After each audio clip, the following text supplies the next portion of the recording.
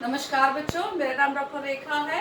आज जो वीडियो मैं आपके सामने लेके आई हूँ ये आपकी हिंदी शिक्षण से संबंधित है। और हिंदी शिक्षण में जो मैंने कल कराई थी वीडियो, उसी का नेक्स्ट पार्ट है ये। तो देखिए, हिंदी में उच्चारण शिक्षण एवं अक्षर विन्यास। कल हमने बात की थी कि ध्वनियों को किस प्रकार से वर्गीकृत किया जाता है उच्चारण स्थान के आधार पर, कि जिस ध्वनि का जहां से उच्चारण स्थान है वहीं से उसका वर्गीकरण किया जाता है। उसके बाद हमने त्रुटियों की बात करी कि जब भी बच्चे उच्चारण करते हैं तो आम तौर पर किस प्रकार की त्रुटियां करते हैं। तो उन त्रुटियों का निराकरण हम कैसे कर सकते हैं, उन त्रुटियों को, उन कमियों को कैसे हम दूर कर सकते हैं, आज हम उस बारे में बात करेंगे। तो आइए देखते हैं उच्चारण दोषों के निराकरण के उपाय। तो उच्चारण दोषों के निराकरण के उपाय में अगर हम बात करें तो सबसे पहले है ध्वनि तंत्र का ज्ञान।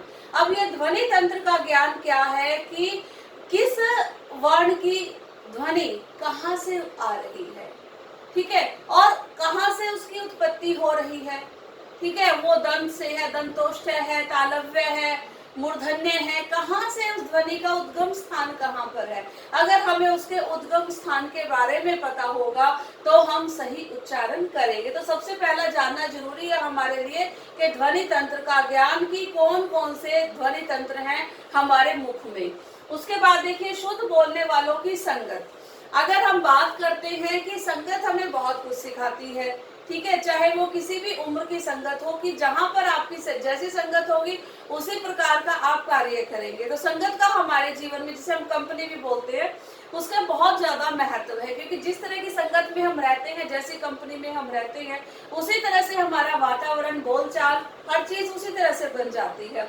तो हमें ऐसी कोशिश करनी चाहिए कि हम शुद्ध बोलने वालों की संगत में रहें, ताकि हमारा अपना उच्चारण भी क्या हो, शुद्ध हो। उसके बाद देखिए, अध्यापक का शुद्ध वाचन, ठीक है। अब हम अध्यापक के वाचन की बात करें तो एक अध्यापक की जो गलती है वो बच्चे के पूरे जीवन पर परिलक्षित होती रहती है। तो इसलिए अध्यापक को चाहिए कि वो शुद्ध उच्चारण करे।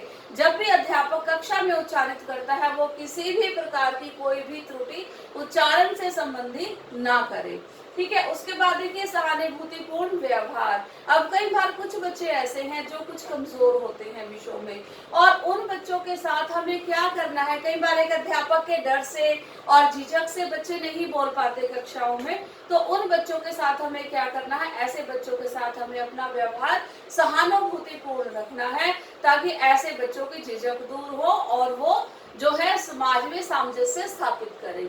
उसके बाद है आवृत्ति एवं पुनरावृत्ति का प्रयोग। अब आवृत्ति और पुनरावृत्ति का क्या महत्व है। अब एक चीज को हम कहते हैं कि करत करत अभ्यास के जड़मति हो तो सुजान, रसरी आवत जाते सिर पर परत निशान। कि अगर हम एक चीज की बार बार में आवृत्ति करते हैं तो हम उसमें कुशल हो जाते हैं। तो इसलिए आवृत्ति का बहुत अधिक महत्व है, और कक्षा में ये कार्य एक अध्यापक के द्वारा हमेशा कराया जाना चाहिए, आवृत्ति और फिर उसकी पुनरावृत्ति। उसके बाद देखिए, विश्लेषण विधि। अब एक विश्लेषण विधि क्या है, विश्लेषण विधि है कि जैसे कई बार क्या है कि बहुत बड़ी बड़ी चीजें बच्चों को नहीं आती या उनको समझ में नहीं आती, तो एक विश्लेषण विधि के माध्यम से क्या हो सकता है, एक विश्लेषण विधि के माध्यम से अध्यापक उन वर्णों को अलग अलग करके, अब जैसे हमें कहना है कमल, क अलग करो, क जमा म जमा ल, तो उसमें हम क्या बना, कमल, ठीक है। तो इसी तरह से जो है एक अध्यापक जो है विश्लेषण करके, यानी कि किसी भी वर्ण को टुकड़ों में विभाजित करके बच्चों को कुछ भी समझा सकता है। उसके बाद देखिए, अनुकरण विधि। अनुकरण विधि कौन सी विधि होती है कि पहले एक अध्यापक शुद्ध वाचन करे, किसी भी पाठ का कंठस्थ करके अध्यापक शुद्ध वाचन करे, और उस शुद्ध वाचन को ही जो छात्र छात्राएं हैं वो उसका अनुकरण करे, और इसी विधि के द्वारा जो है वो क्या होता है, एक शुद्धिकरण हो जाता है भाषा का। उसके बाद देखिए, अभिभावकों द्वारा शुद्ध उच्चारण। बहुत जरूरी है, क्योंकि ऐसा कहा जाता है कि स्कूल में तो बच्चा 6 घंटे रहता है, बाकी समय बच्चा कहाँ रहता है, बाकी समय तो घर पर रहता है। अगर बच्चे के अभिभावकों का, माता पिता का उच्चारण शुद्ध नहीं होगा तो बच्चा कभी भी शुद्ध उच्चारण नहीं कर सकता। तो इसीलिए अभिभावकों को चाहिए कि वो बच्चों के सामने या फिर हमेशा एक ऐसी आदत डालें कि वो शब्दों को शुद्ध उच्चारित करे या फिर शुद्ध रूप से शब्दों का उच्चारण करे, क्योंकि वही बच्चे ने सबसे ज्यादा समय घर में ही रहना है और उस समय अगर बच्चा अशुद्ध उच्चारण सीखेगा तो वो हमेशा ही अशुद्ध उच्चारित करेगा शब्दों को। ठीक है बच्चों, उसके बाद देखिए आदर्श पाठ। आदर्श पाठ मैंने आपको बताया था कौन करता है, छात्र अध्यापक करते हैं। और अनुकरण पाठ अध्यापक का सुनकर बच्चे उसको अनुकरण करते हैं। तो एक आदर्श पाठ जब भी एक अध्यापक अपनी कक्षा में करता है तो उसको ध्यान रखना चाहिए कि उसका उच्चारण हमेशा ही शुद्ध हो।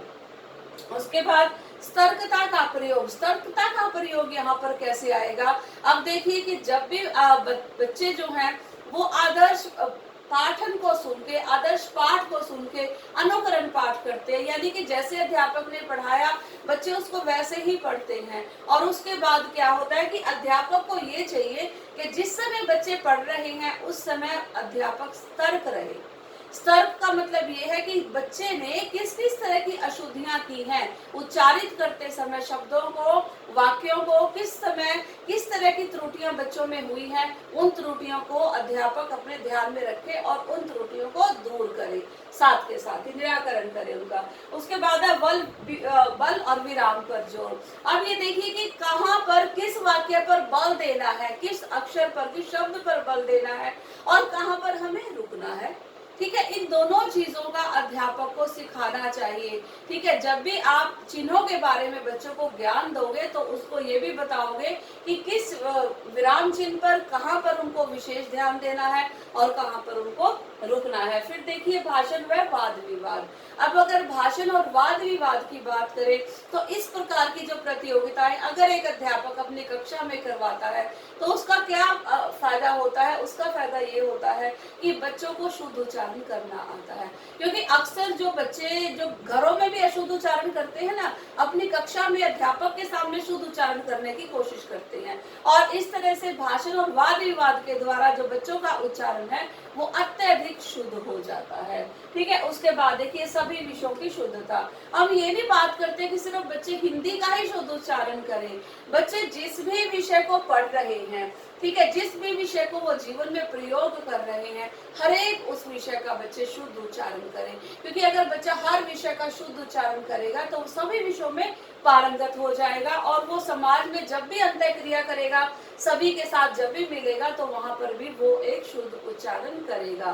तो इस तरह से हम उच्चारण संबंधी दोषों का निराकरण कर सकते हैं। अक्सर जो बच्चे हैं वो उच्चारण संबंधी जितने भी दोष करते हैं, जितनी भी त्रुटियां करते हैं, उन त्रुटियों का निराकरण एक अध्यापक के द्वारा किया जाना अति आवश्यक है, क्योंकि एक अध्यापक को बच्चे जो है आदर्श मानते हैं और उसकी बात का भी बहुत जल्दी अनुकरण करते हैं। और इसके बाद मैं बात करूंगी कि भाषा की प्रयोगशाला। हर भाषा की अपनी अपनी प्रयोगशाला होती है, हर भाषा की प्रयोगशाला का अपना अपना महत्व होता है और इसी प्रकार से हिंदी भाषा की जो प्रयोगशाला है उसका भी एक अपना ही महत्व है। अब प्रयोगशाला में क्या किया जाता है? आपको पता है कि अलग अलग जो बैठने की जगह है वो सभी बच्चों के लिए निर्धारित की जाती है और प्रयोगशाला में काफी सारे ऐसे यंत्र होते हैं जिनके द्वारा, जो स्वर्ण यंत्र है उनके द्वारा, टेप जो पुरानी टेप्स है उनके द्वारा, जो भाषाई यंत्र हैं उनके द्वारा, ठीक है, और जो माइक्रोफोन हर एक टेबल पे बच्चों की लगा होता है उनके द्वारा, एक अध्यापक जो है, एक अध्यापक के पास उन सभी माइक्रोफोन्स का कंट्रोल होता है कि अध्यापक जिस बच्चे को चाहे उससे उच्चारित करवा सकता है और जिस बच्चे को चाहे उससे पढ़वा कर भी देख सकता है अपनी कक्षा में। और भाषाई प्रयोगशाला से क्या होगा कि बच्चे की जितने भी अशुद्धियां होंगी वो सामान्यतः तौर पर एक भाषा प्रयोगशाला में शुद्ध की जाएंगी और वो एक शुद्ध उच्चारण करेगा। और बच्चे जो है जितनी भी उनके पास जो टेप्स पड़ी हैं उनको पुरानी टेप्स को सुनकर क्या होगा, अपने वक्तव्य को, वो जो बात करना चाहते हैं, ठीक है, अपने भाषण को, अपने वक्तव्य को शुद्ध उच्चारित करेंगे। और इस प्रकार हम कह सकते हैं कि भाषा की जो प्रयोगशाला है उसका हमारे जीवन में अत्यंत महत्व है। ठीक है बच्चों, तो आज हमने बात की उच्चारण दोषों के निराकरण के उपाय और भाषा की प्रयोगशाला का इसमें क्या महत्व है, और मुझे उम्मीद है कि आप इन विषयों को अपने जीवन में उतारेंगे। धन्यवाद।